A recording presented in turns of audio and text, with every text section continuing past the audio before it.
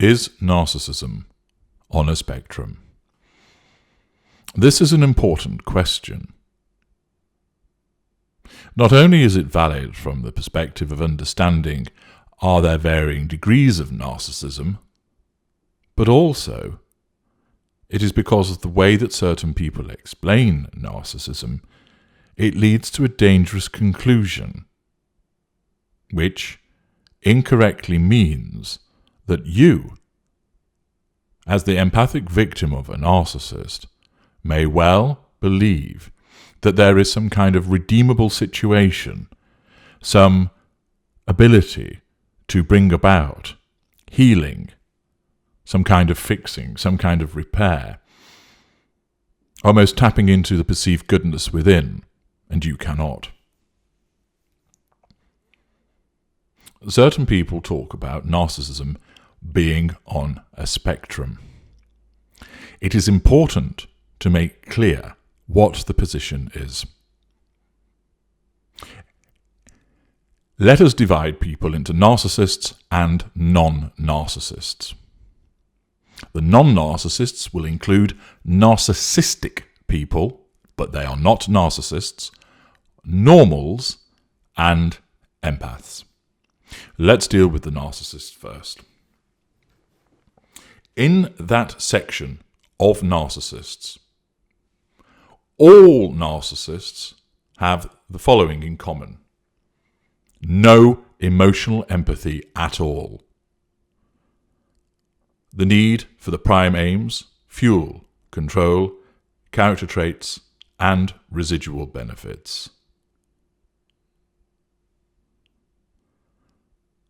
The use of manipulations, both benign and malign. Within this group of narcissists, all of them have those factors. All of them also have narcissistic traits and no empathic traits. Those are the similarities. There are, however, within this group, many differences. Different forms of manipulation. Some narcissists utilize cognitive, fake, cold empathy. Others don't have that. Some narcissists operate a facade. Others do not. Some are more prone to violence of a physical nature. Others rarely use it at all, some less often. Some exhibit huge amounts of charm, some have none. Some are successful, others are not. Those are some of the differences that exist. Some are, of course, aware of what they are, the greaters and the ultra.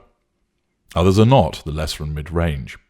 So within the narcissist group, those individuals have similarities and differences, but they are all narcissists. And it is very important to remember that that means none of them in that group, none of us, have any emotional empathy. We use manipulations. Some do so instinctively, some do so consciously. We all pursue the prime aims. Some do so consciously, some do so unconsciously. That is the group that is the narcissists. And there is a spectrum within that group, from lesser through to mid-range to greater to ultra, varying in terms of effectiveness, awareness, ability, size of fuel matrix, etc. That is the narcissist group.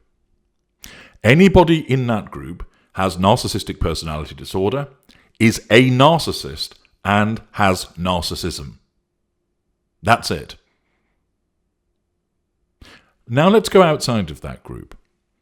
Anybody who is outside of that group is not a narcissist. Anybody outside of that group does not have narcissistic personality disorder. Anybody outside of that group does not have narcissism. What they will have, however, are narcissistic traits. So this spectrum that affects everybody on the planet is the one which appertains to narcissistic traits, not being a narcissist, not narcissistic personality disorder, and not narcissism. It is narcissistic traits. Some people have very few and very weak narcissistic traits, but they still have them. Some people have a lot of them at low levels. Some have a lot of them at stronger levels. Some have a few at a very strong level, and some have lots of them at very strong levels. So the spectrum that everybody is on is narcissistic traits, but not narcissism. The problem that arises is that some people talk about saying that everybody has a degree of narcissism.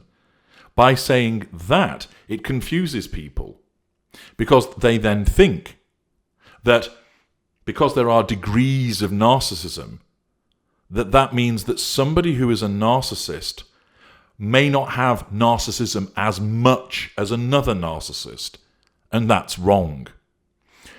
All narcissists have the same amount of narcissism.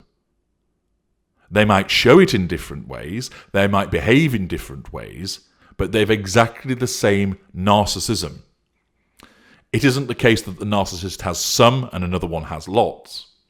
The problem that arises is that some people talk about some people having a degree of narcissism, and then what happens is people make the mistake of thinking that narcissist A has less narcissism than narcissist B. That's wrong.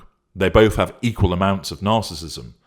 And the problem that originates is that they think that, well, narcissist A, because they have only some narcissism, they must have some emotional empathy. That means that you can appeal, in essence, to their better nature, that they are not always going to act in a manipulative fashion. And this is dangerous. By talking about people having varying levels of narcissism, this misleads people into believing that when they're dealing with a narcissist, that they can actually perhaps help them, heal them, change them. Somebody with narcissistic traits who is not a narcissist can alter their behavior. They may be a normal or an empath or narcissistic. Somebody who is narcissistic has very high narcissistic traits, low empathic ones, but they're there, and they have very low emotional empathy, which only manifests in certain instances, but they are not a narcissist. They don't have narcissism, they are not a narcissist, they don't have narcissistic personality disorder. And it's very important for you to understand with regard to this spectrum. So the empath group, which I categorize as super, contagion, standard, and codependent, they all operate with emotional empathy. They all have empathic traits. They all also have narcissistic traits, but those narcissistic traits are never stronger than the empathic traits. Their empathic nature is such that they have a lot of empathy for a wide range of people. They have a wide radius of emotional empathy. Normal people have lower narcissistic and lower empathic traits. They also operate with emotional empathy, and they can have similar levels of emotional empathy to empathic people, but they have it for a narrower radius of individuals. So the empathic person, the empath, has emotional empathy for strangers and acquaintances. Somebody in another country who's the victim of a famine, for example. This is less the case than for a normal. Their radius of emotional empathy is for people more immediately around them. Their children, their parents, friends, brother, sister, a colleague or two, a neighbour. Narcissistic individuals have very low emotional empathy, which manifests from time to time.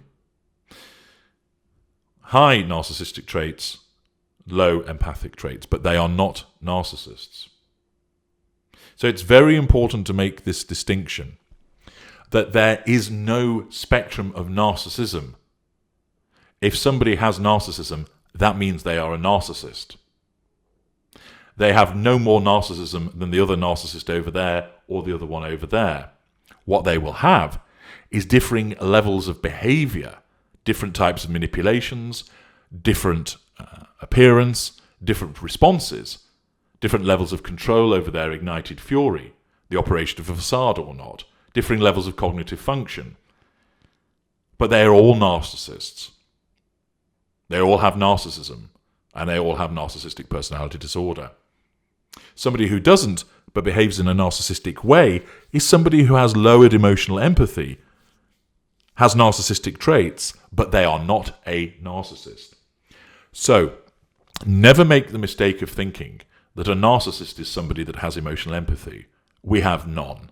Never make the mistake of thinking that a narcissist is someone with differing levels of narcissism from another narcissist. We do not. Do not make the mistake of thinking that a narcissist is somebody that can change, that can become healed, that can become altered. It is a complete and total self-defense mechanism. So those instances where there is genuine, permanent and long-lasting change in an individual who hitherto behaved in an unpleasant way, that person was never a narcissist. You were probably dealing with somebody who was narcissistic or possibly a normal who had suffered an erosion to their emotional empathy caused by an external stressor, resulting in certain unpleasant behaviours. Accordingly, there is no spectrum of narcissism. There is a spectrum of narcissistic traits, differing in the number of them and their strengths, and it is important to understand that distinction. I'm H.G. Tudor.